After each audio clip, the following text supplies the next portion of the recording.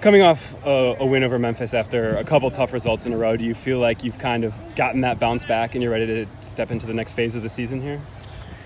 I mean, it was important in more ways than one. We'd had 10 days break, local rivalry,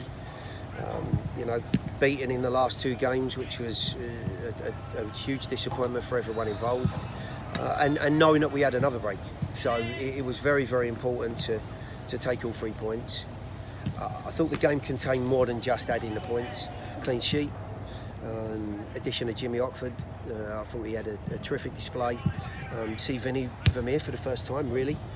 Vinny's injury took him out of the game in New York, so we get Vinny on the field. And of course, we were, in many ways, struggling for bodies. We'd had a spell where we were fighting very hard to get players back fit, and I thought the guys that came in stepped up to the plate magnificently. So there was an awful lot to take out of the game. We've now had another period of time, and it's amazing how things pan out. We needed the time before the Memphis game to prepare, and then we could have done with a game straight away, given the confidence in the group. But we deal with the way the schedule's panned out and set up. What it has enabled us to do is prepare in the right way, to stay focused and to be ready for a very good Indianapolis team. You mentioned your need for bodies. You've added Jimmy and Forrest on loan now. What do those 2 guys bring to your side? Well, I think, honestly, it's an easy one for most people to see. These guys are coming from MLS environments. Forrest has been Defender of the Year at this level and won a championship with Cincinnati, as we know full well. We ran into him 4 times last year. He brings a fantastic physical presence to the group, and he's a wonderful leader.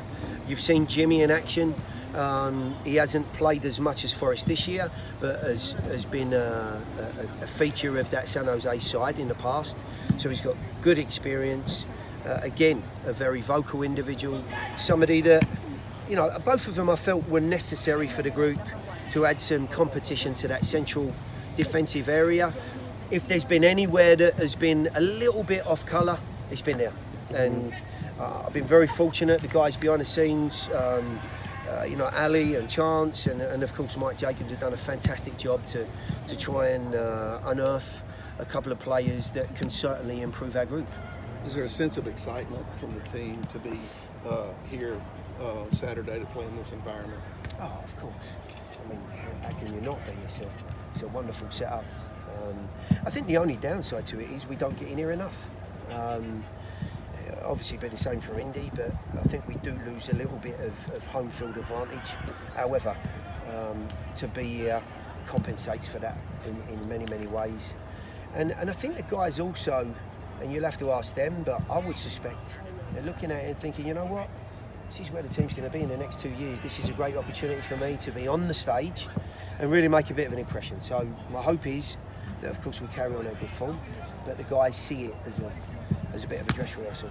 Is there any challenge in going from the other pitch to here?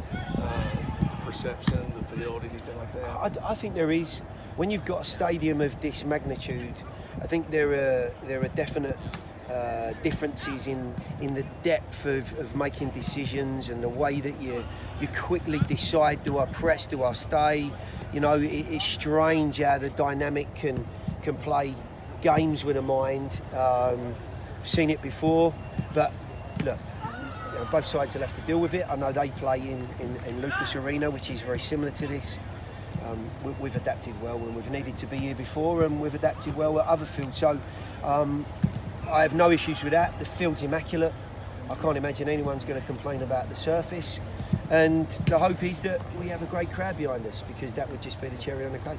What can you take from the previous game against Indy into this game to hopefully get the winning result instead of the draw? I think it will be a different game.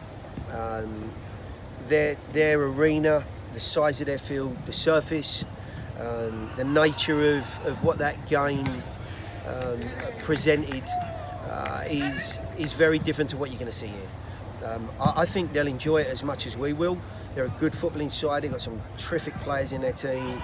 We're very, very respectful of what they represent, but we're also sure that you know, we have all the right tools to get this job done and to beat them. They're not infallible.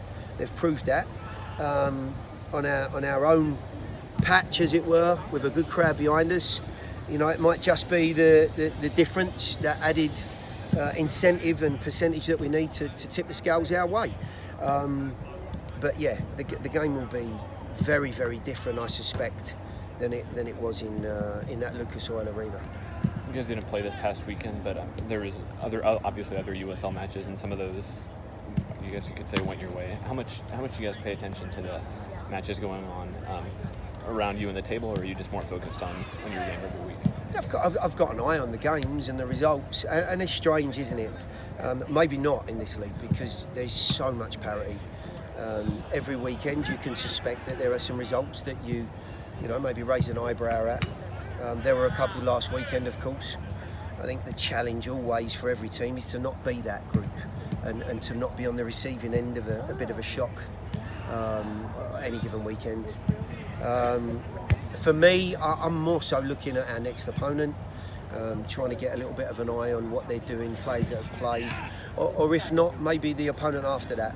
The others are results that come in, and of course I'm keen to see where people have fallen and points they've added, but more so the opponent.